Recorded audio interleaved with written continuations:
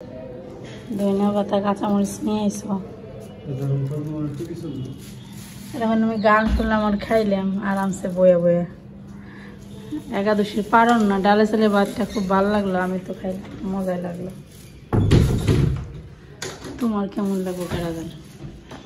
আজকে সকালবেলায় রান্না করছি মুগ ডালের জালের ভাত। আপনারা কখনো খাইছেন কিনা জানি না, খেয়ে দেখতে পারেন। খেতে কিন্তু একটু অন্যরকম লাগে, ভালোই লাগছে আমার কাছে। তো কাঁচামরিচ শেষ হয়ে গেছিলো আমার, তার জন্য আমি কাঁচামরিচ তৈরি করতে পারি নাই, মানে কাঁচামরিচ সেদ্ধ দিতে পারি নাই। আমি শুকনো মরিচটা ভেজে রাখছি তেল দিয়ে হালকা করে, শুকনো মরিচ দিয়ে একটা আলু দিছি। আলু তো গইলে গেছে একবারে,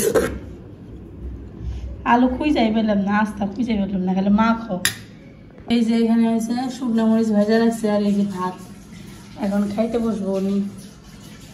এইখানে আমি দুপুরবেলার জন্য রান্না বান্না করার প্রস্তুতি নিতেছি। আজকে রান্না করব বেগুন দিয়ে মলা মাছ দিয়ে একটা চচ্চড়ি, চিচিঙ্গা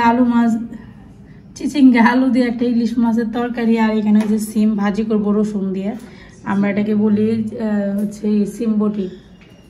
চিচিঙ্গা রান্না করুন, ভালো লাগে তো খাইতে, তাই না? তো দেখেন উনি আবার ধনিয়া পাতা আনলো। আজকে যেহেতু পালন করতেছে তাই নিরামিষ খাইতে হবে, খাওয়া যাবে না। তাই আলু দিয়েছিলাম,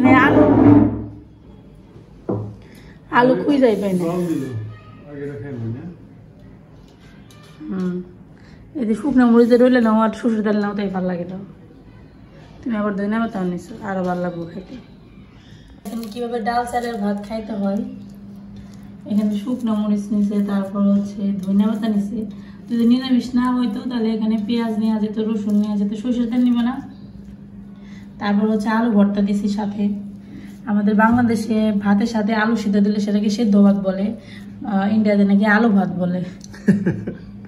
আসলে এক একটা নাম, একই জিনিস। ওরা ভাতের মধ্যে সিদ্ধ দিলে সেটারে আলু ভাতে না কি জানি দেখলাম সেদিন কমেন্টে লিখছে।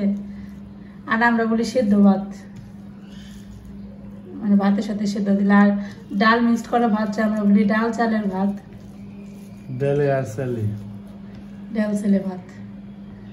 দেখেন ভর্তাটা দেখে তো খাইতে মন চাইতেছে। আমি তো পরে খেলে ভালো হতো, তোমার ভর্তাটার মধ্যে ভাত ধরতে পারতাম।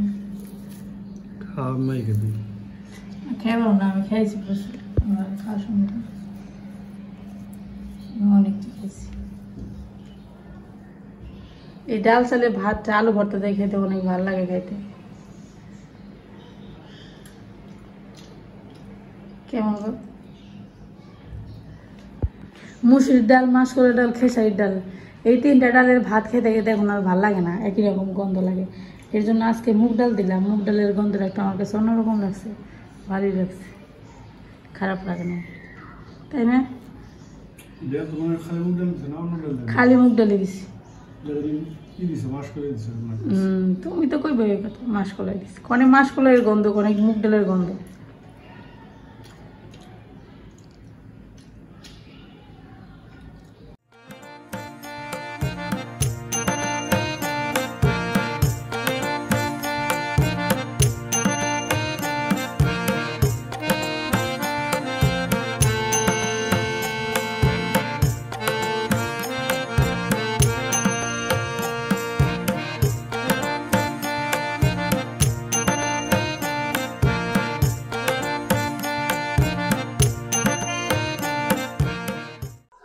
তো এখন দুপুরবেলা রান্না বান্না শুরু করব। আজকে কি রান্না করব আপনাদের তো বলছি, চিচিঙ্গা দিয়ে ইলিশ মাছ রান্না করব। চিচিঙ্গা দিয়ে ইলিশ মাছ দিয়ে খাইতে খুব ভালো লাগে, একবার খেয়ে দেখতে পারেন, খুবই ভালো লাগে। তো এখানে আমি প্রথমে মাছগুলো ভাজি করব। তো মাছ ভাজি করার জন্য আমি এখানে মাছটা পরিষ্কার করে ধুয়ে নিছি, তারপর হচ্ছে একটু লবণ দিলাম। এখন হচ্ছে মাছের মধ্যে একটু হলুদ মরিচ ব্যবহার করব। আমি সবসময় মাছ ভাজার সময় হলুদ মরিচের গুঁড়া ব্যবহার করি, তাহলে মাছ ভাজি ভালো হয় এবং মাছের ভেতরে একটা ঝাল ঝাল ভাব হয়, যেটা নর্মালি হলুদ দিয়ে করলে হয় না। তো মরিচের গুঁড়া দিলে ভাল লাগে বেশি খাইতে। তো এখন মাছটা মেখে নেব।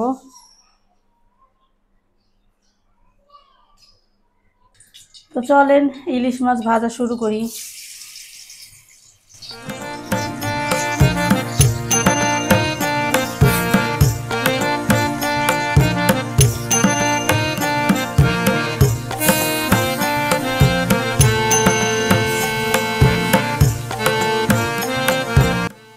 এইখানে আরেকটা নতুন রেসিপি করব, বেগুন দিয়ে মলা মাছের চচ্চড়ি। তো দেখেন কিভাবে করি। এখানে প্রথমে বেগুনগুলোকে চিকন চিকন করে কেটে নেবেন। তো দেখতেই পাইতেছেন আমি কিভাবে কাটছি। এইভাবে একদম চিকন চিকনও করবেন না, আবার মোটা মোটাও করবেন না। বেগুন তো তাড়াতাড়ি গলে যায়, এজন্য খুব বেশি চিকন করারও প্রয়োজন নাই। এখানে আমি বেগুন দিলাম, তারপর হচ্ছে আমি এখানে দিব হচ্ছে পেঁয়াজ। এই যে দেখেন পেঁয়াজ কুচি দিব। ইলিশ মাছটা উল্টে দিয়ে নেই, আমি একবার হালকা করে ভাজি করবো, কড়া করবো। ও বাবা,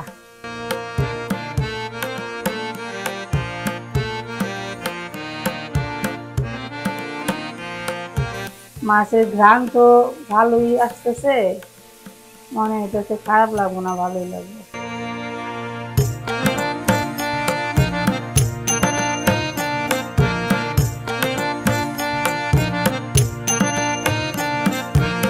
তো এই যে বেগুনের চচ্চড়িতে দিয়ে দিচ্ছি বেগুন আর পেঁয়াজ, এখানে কাঁচামরিচ দিলাম। এখন হচ্ছে সব মশলাপাতি দেবো, যেমন এখানে দেবো লবণ, লবণ দিলাম। তারপর দেবো হলুদ মরিচের গুঁড়া। হলুদ মরিচের গুঁড়ার পরিমাণ একটু কম করে ব্যবহার করবেন এই তরকারিতে। মরিচের গুঁড়াটা বিশেষ করে কম দিবেন, হলুদের গুঁড়া একটু বেশি দিবেন। আর একটা কথা বলবো, সেটা হচ্ছে আপনারা যারা সেদ্ধ মাছ খেতে পছন্দ করেন না, মানে হচ্ছে তরকারির মাছ না ভেজে খেতে পছন্দ করেন না, তাদের জন্য এই রেসিপিটা না। এটা হচ্ছে মাছটা আমি ভাজবো না, মাছটা হচ্ছে এই তরকারির মধ্যে এমনি এমনি দিয়ে দিব। এখানে দিলাম সরিষার তেল, অবশ্যই সরিষার তেল ব্যবহার করবেন এই রান্নায়। তো এখন হাত দিয়ে এটাকে চটকে চটকে নেব, মানে একটু হালকা চটকাবো, যেহেতু বেগুন বেশি চটকালে আবার ভেঙে যাবে। হালকা করে একটু চটকাবো।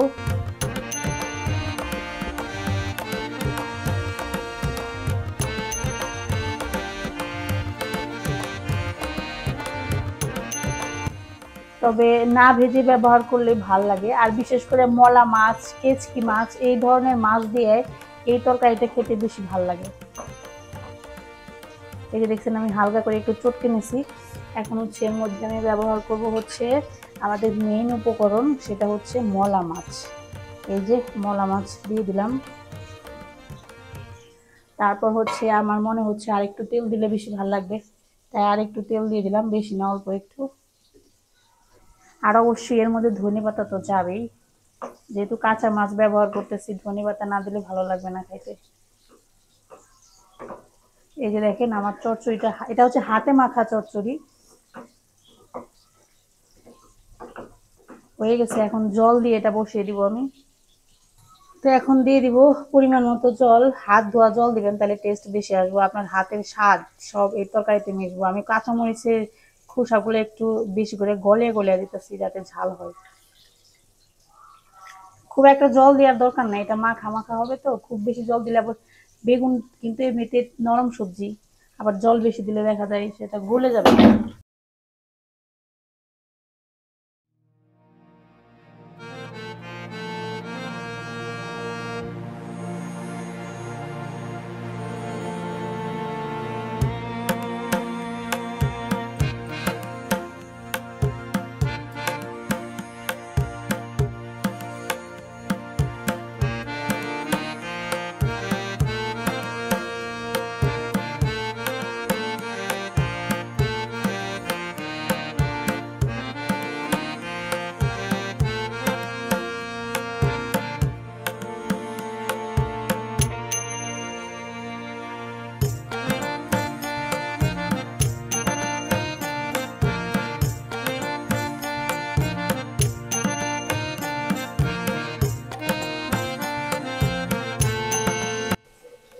দেখেন আমার আলু ভাজি হয়ে গেছে, এরপর দিব চিচিঙ্গা।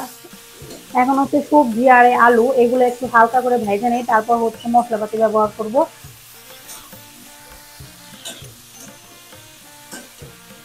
এই যে দেখেন বেগুনের চচ্চড়ি রান্না হচ্ছে, এর মধ্যে চাইলে আপনারা একটু হলুদ মরিচ ব্যবহার করতে পারেন, তো আমি করবো কিনা জানি না। একটু দেই, কি বলেন? একটু বেশি হালকা হালকা লাগতেছে, তাই না? এত হালকা হালকা লাগলে আবার খাইতে ইচ্ছে করবে না। একটু মরিচের গুঁড়া দিলাম, একটু হলুদের গুঁড়া দিলাম। এখন একটু নাড়াচাড়া দিব, আর সবশেষে একটু ধনেপাতা ব্যবহার করব। লবণটা টেস্ট করব। দেখছেন অল্প একটু জল দিছি, দেখেন তাও কত পরিমাণ জল উঠে গেছে। এর জন্য আমি প্রথমে বলছি জল কম কম দিবেন। এই যে আমার বেগুনের চচ্চড়ি প্রায় শেষ।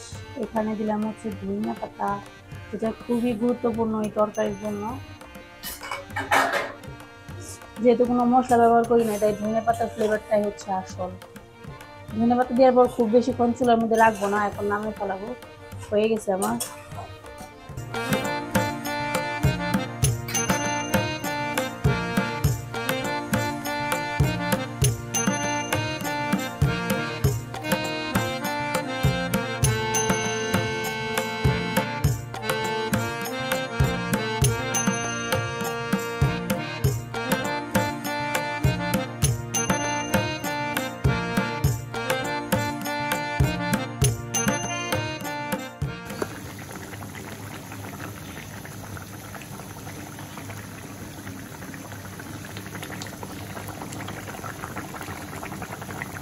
এই যে দেখেন ইলিশ মাছের তরকারি রান্না করা কমপ্লিট।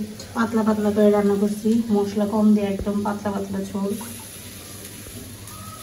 বাইরে অনেক গরম আর রোদ উঠছে, যার কারণে পাতলা পাতলা তরকারি খাইতে এখন ভালো লাগে।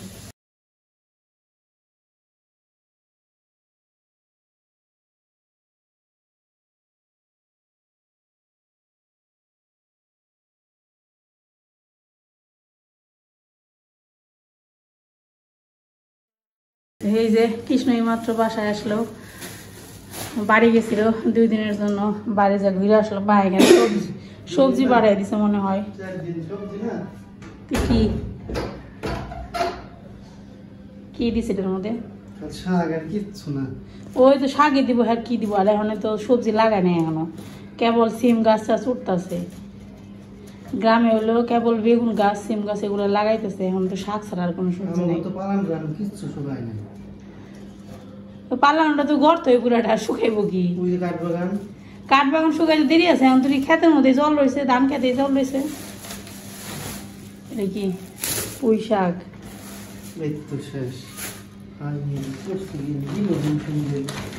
জাম্বুরা দিয়ে দিচ্ছে।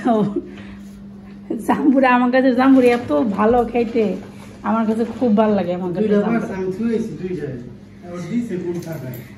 থুয়ে আইস কে খালি হাতে আবি, তা আবার থুয়া হস। এই যে এগুলো যে পোলাপানের জন্য নিয়ে আসে স্ন্যাক্স, আর মা দিয়ে দিছে এই যে কয়টা হেন্সি শাক আর কয়টা পুঁই শাক। তো এই যে মার পাঠানো সবজি পুঁই শাক, আর এখানে অল্প কটা সেন্সি শাক, একদম এক মুঠ। পুঁই শাক অল্প কটা, এখান থেকে আর অর্থিক বাসায় পাঠানোর মতো কোনো সবজি নেই, মাত্র এই কটাই সবজি। কারণ আসলে বাড়িতে এখন সবজি নেই, তো এর জন্য দিতেও পারবো না কিছু। সকালবেলা রান্না বান্না এই মাত্র আমি শেষ করলাম। এই যে দেখেন এখানে হচ্ছে সিম ভাজি রসুন দিয়ে করছি। তারপরে এখানে হয়েছে এই যে ইলিশ মাছের ঝোল, চিচিঙ্গা আলু দিয়া। এটা হয়েছে বেগুনের চচ্চড়ি। এটা একটু কালো কালো লাগবে দেখতে, কারণ বেগুনের তরকারি একটু কালো কালো হয় বেগুনের কষে। তো এই হচ্ছে আমার আজকের দুপুরের রান্না বান্না। ঈশান বাবু এখনো আসেনি, ঈশান বাবুরে স্কুল থেকে আনতে গেছে। 12টা বাজে, এই মাত্র মাছ নিয়ে আসলো। ঈশানা সারা জন্য মাছ ভাজি করতেছি। আগে এটা দিতে নিয়ে লাগিয়ে দিলে ধরে, তাহলে আর বাকি দিয়ে দিব না। লাগছে কিনা এটা বোঝার জন্য আগে আপনারা একটা পিস দিবেন, তারপর নাড়া দিবেন। দেখছেন লাগে নাই, তার মানে লাগবো না। এখন আমি বাকি পিসগুলো দিয়ে দিব। এটা হচ্ছে সিলভার কাপ মাছ। এই মাছটা খাইতে আমার কাছে খুব ভালো লাগে, একবারে সবগুলো দিয়ে দিই। তো মাছ ভাজি হইতে থাক। আজকে রান্না করতে তো ইলিশ মাছ। ইলিশ মাছ তো পোলা পানে খাইতে পারবো না। দেখেন মাছ নিয়ে আসছে, মাছগুলো আমি প্যাক করছি, এখন এগুলো ফ্রিজে রাখবো। তো মাছ আমি 1 মাসের মাছ একবারে আনি, মানে একবার একটু বেশি করে এনে রাখি, যাতে প্রায় 1 মাস চলে যায়। তো এই মাছ সবগুলো প্যাক করতে এখন ফ্রিজে রাখবো।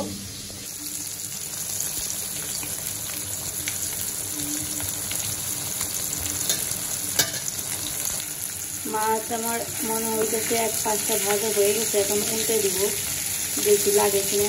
যাক অবশেষে বাছলাম, মাছগুলো লাগে নেই, কিন্তু উল্টানো যাচ্ছে হয়ে গেল। কারণ আমি মাছটা একটু বেশি দিয়ে দিচ্ছি, মানে 2-3টা করে ভাজি করলে মনে ভালো হতো। অবশ্যই নেই, নো প্রবলেম, হয়ে যাবে। হয়ে গেছে, আর মাত্র 2টা বাকি আছে।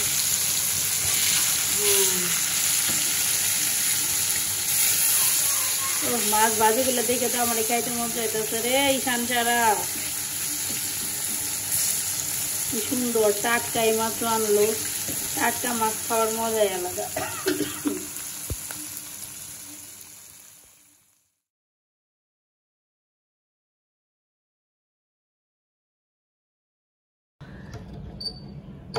সারার বাবা আইছে।